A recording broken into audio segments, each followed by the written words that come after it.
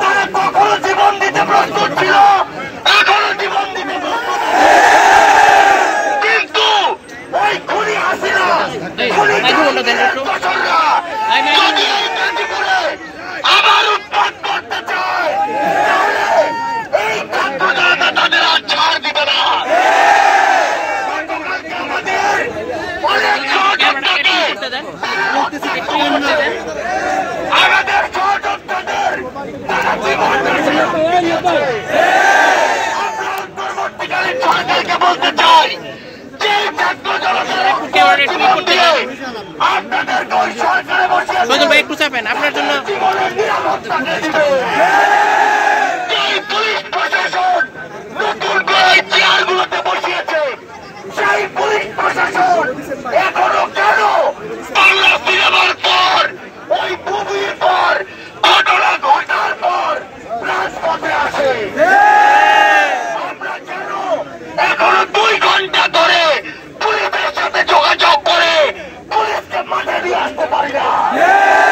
এখন যদি এই অন্তর্বর্তীকালীন সরকার কিংবা পুলিশ মনে করে যে তারা শুধু একটু মোবাইল লাইট আছে ভাই, তাহলে তাদেরকে চাকরি ছেড়ে দেওয়ার জন্য বলছে।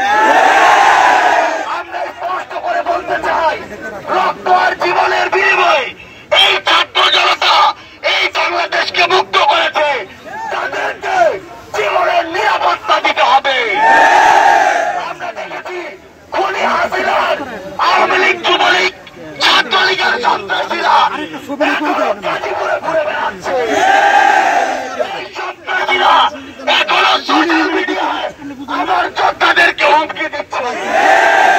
এই অন্তর্বর্তীকালীন সরকার, এই স্বরাষ্ট্র মন্ত্রণালয়, এই পুলিশ, এই ইন্টেলিজেন্স যদি আজকে রাতের মধ্যে গতকালকের হামলার সাথে জড়িত ওই খুনিদেরকে গ্রেফতার না করতে পারে তাহলে আমাদেরকে তাদের বিপক্ষে দাঁড়িয়ে যেতে হবে।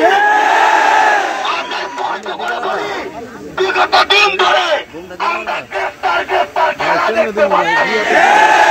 একদল গ্রেফতার করে 2 দিন পর আদালতে বিচারক নামের কিছু অকল কুষ্মাণ্ড যারা ওই খুনি হাসিনার ফসল তারা আবার গিয়ে তাদেরকে জামিন দিয়ে দেয়।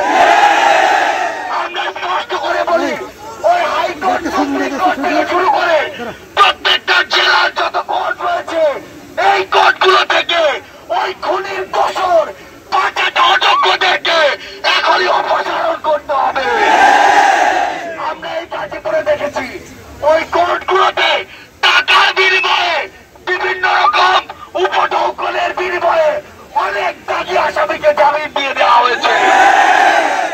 আমরা এই গাজীপুরের মাটিতে শুধু স্পষ্ট করে একটা কথা বলি, আজকের পর থেকে যদি আওয়ামী লীগ, যুবলীগ, ছাত্রলীগের কোনো ক্যাডার আমার কোন ভাইকে হুমকি দেয়